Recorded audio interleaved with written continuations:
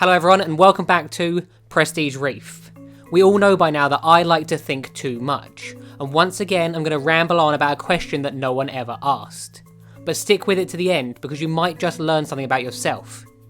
So today's question is, what makes this more beautiful than this? That's right people, the philosophical reefer is back. So what was it that made me start asking this question? Today's topic has been on my mind since Reeferpalooza, Orlando, where I saw a couple discussing two completely different types of corals. One half of the couple was clearly an experienced SPS keeper, whereas the other half appeared to have been dragged along to the show.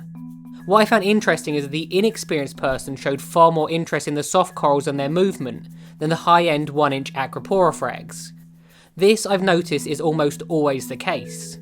Although they aren't soft corals, whenever someone with no knowledge looks at my tank, the flowing polyps of my frog spawn always attract more attention than any of the colourful sticks. The second thing that brought on this video is so often I see comments online where people are belittling other people for posting pictures of their soft coral dominated tanks. Something I found fascinating is that since starting my new website, www.prestigereef.co.uk to sell coral frags, I've got a newfound appreciation for all different types of corals. Suddenly I find myself buying corals I've not purchased in years to expand the selection of what I can offer people. Yesterday was my 30th birthday, and never in my wildest dreams did I think that I'd be treating myself with a nice bright green neon finger coral, rather than a high-end SPS frag.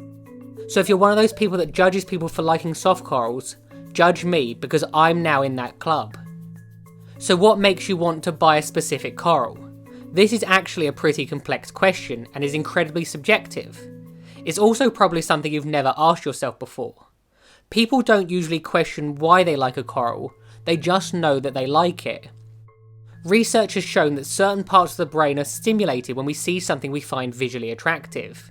We get a shot of dopamine, and it's the reason we can't help but buy things sometimes, even when we know we probably shouldn't. So next time you're in trouble with your partner for spending your month's food budget on a Zerfrag, show them this video and explain to them you're only human. I've always viewed my tank as a piece of moving artwork, therefore we can look at it from a similar perspective.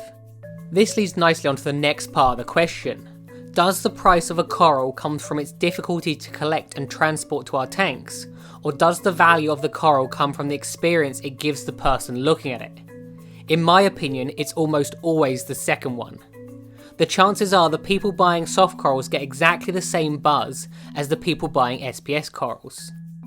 Beauty really is in the eye of the beholder, or in other words, aesthetic appreciation isn't the kind of thing which we can get wrong. It's all about taste.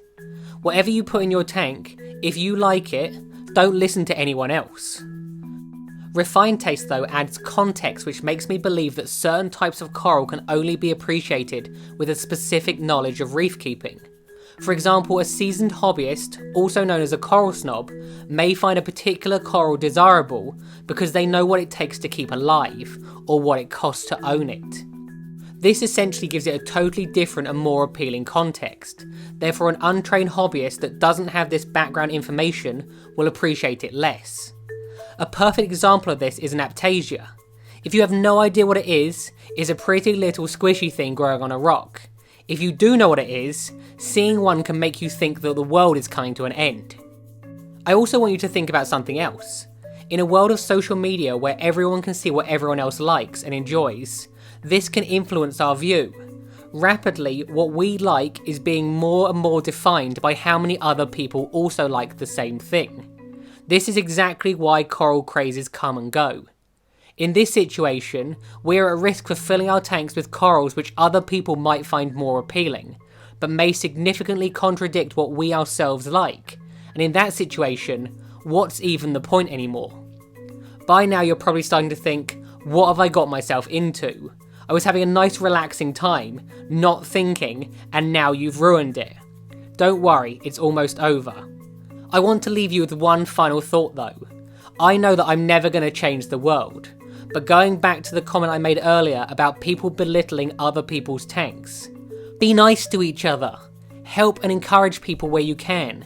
We are all trying to do something which shouldn't be possible, where we are recreating a little piece of the ocean in our own homes. Why someone would want to make someone feel bad about a hobby they love is beyond me. Thank you for watching my video. Please feel free to comment below if you have any questions. If you did enjoy it, why not click that like button and subscribe to the channel. Have a good week, and I'll see you next time. As always, I just want to say a massive thank you to the people that support me on Patreon. Never underestimate the value of what you do with regards to keeping this channel going. You've all been brilliant. Thank you.